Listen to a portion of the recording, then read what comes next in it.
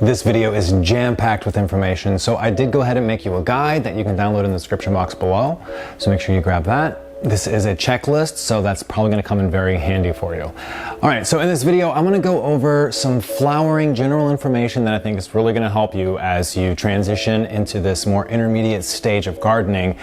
And then I'm going to run through the checklist that I think is going to be really helpful when you approach flowering, so you know exactly what you need to look for, and you can run through it and check through these things yourself. So first I want to talk about your herbs. So yesterday in part one of this video, we discussed plants that just stay in the vegetative stage that never really produce a fruit. However, your herbs are actually going to flower eventually. There's just nothing you can do about it. And it's nothing you've ever done wrong. They will just eventually flower because that's the natural next cycle for them. They'll do it all on their own without you changing a single factor. And when they do it, there are a couple things that you should probably know ahead of time. You see, when your plant's growing its nice vegetative leaves, it's focusing a lot of its energy on flavonoids and the terpenes within the leaves, which are what people extract for essential oils.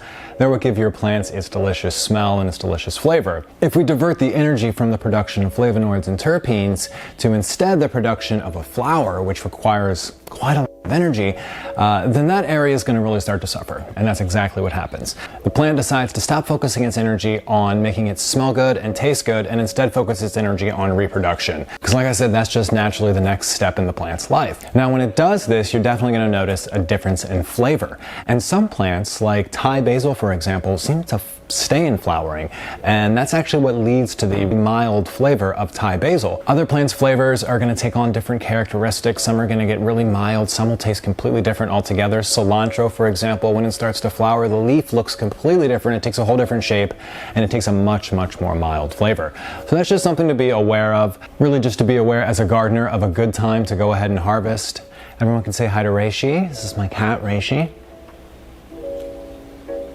It's just really important to be aware of that because you're going to want to pull your leaves before it starts flowering, unless you want them to get more mild, which I guess that could be a thing. So another thing to be aware of when it comes to fruiting plants is insects. So if you've been having a hard time with your herbs and your leafy greens up to this point with insects, then you should definitely get prepared because plants that create a fruit have much more starchy leaves, and insects love starch. This means energy and a great food source. So they love laying eggs on the bottom side of these leaves, especially whiteflies, caterpillars.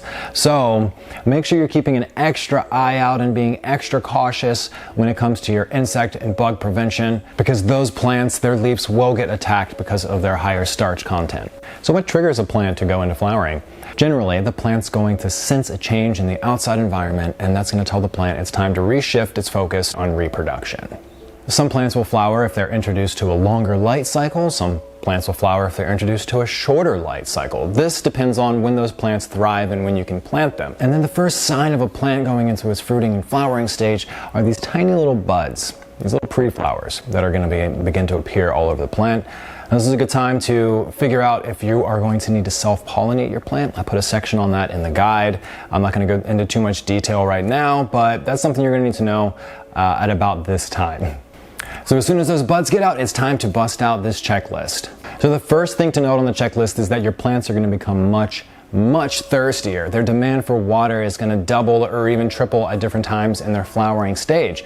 With that in mind, daily top-offs and daily checks of your water are going to be required now that we're in the flowering stage. Because we are talking about photosynthesis here, your plant's going to require a lot more light as well. At this point, we're going to be dumping light on our plants, so make sure you have adequate LEDs to do so. This is where not just the difficulty gets turned up, but the budget gets cranked up as well, because you need a lot of light to dump on your plants at this time. I can tell you I've had more than one landlord give me a call and tell me that my electric bill was too high. So just make sure you're aware that when you switch to flowering with multiple plants, this will require quite a bit of electricity. You will notice it on your electric bill. So the third thing is plants are going to require a much higher EC, or higher nutrients overall, and there's going to be a complete nutrient shift. So during the vegetative stage, we're going to focus a lot more on nitrogen, but actually too much nitrogen during the flowering stage can damage your plants. During the flowering stage, we're going to focus more on potassium and phosphorus. Phosphorus is arguably the most important nutrient during the flowering stage overall. So we're going to do a complete lean from nitrogen to phosphorus and potassium with our nutrients. And that means that having like a 3-part nutrient solution or a nutrient solution where you have the ability to cater it in that way is really important to completely optimizing your plant's flowering stage. Also really important to be able to measure your nutrients at this point. So you're going to have to get an EC or a TDS meter to keep track of your nutrients. And I also have guides for keeping track of your nutrients, exactly which nutrients you're going to need at which stages of growth. In fact, Humble Growth Hydroponics, this YouTube channel, and humblegrowthhydroponics.com is a great free resource to get you started. Tons of free guides, tons of videos for you on this channel. So make sure you subscribe and look around. So in addition to adding your water every day, in addition to checking your pH every day, you're also going to have to monitor and check your EC every day. Another thing you want to ask yourself when you go into the flowering stage is, do I have plenty of moving air? This is incredibly important to transpiration, and this could mean a successful, really huge, amazing harvest versus just kind of a mediocre harvest, because transpiration is when your plant moves water and air and CO2 in and out through the stomata and the leaves. The more it can do that, the more successful photosynthesis can be overall. So moving fresh air into your garden and constantly moving air from underneath the leaves while not doing it too much, kind of a gentle breeze through your plant really will help a lot with flowering, and becomes really crucial if you're not doing it. You know, if you are doing it, it's a great way to optimize your plant, and if you're not doing it, you can start to see really weird things happen where your leaves begin to die because the stomata becomes blocked. So just make sure you're moving air through your garden during the flowering stage. Another little trick that you can do now that we're in the flowering stage is go ahead and put 3% food grade hydrogen peroxide into your garden every 4 days. I add 15 milliliters per gallon of food grade hydrogen peroxide to my garden's reservoirs every 4 days during this stage of growth. This just keeps everything clean. It keeps the roots nice and aerated, and I've noticed it's just a nice sanitary practice. It certainly doesn't sanitize, but it does help keep things clean. It kind of helps with root rot and any other things that might kind of come up at this stage in the growth. Fruiting really is about optimizing energy in and optimizing energy out. Now, energy in is in the form of our lights and our nutrients and our water, right?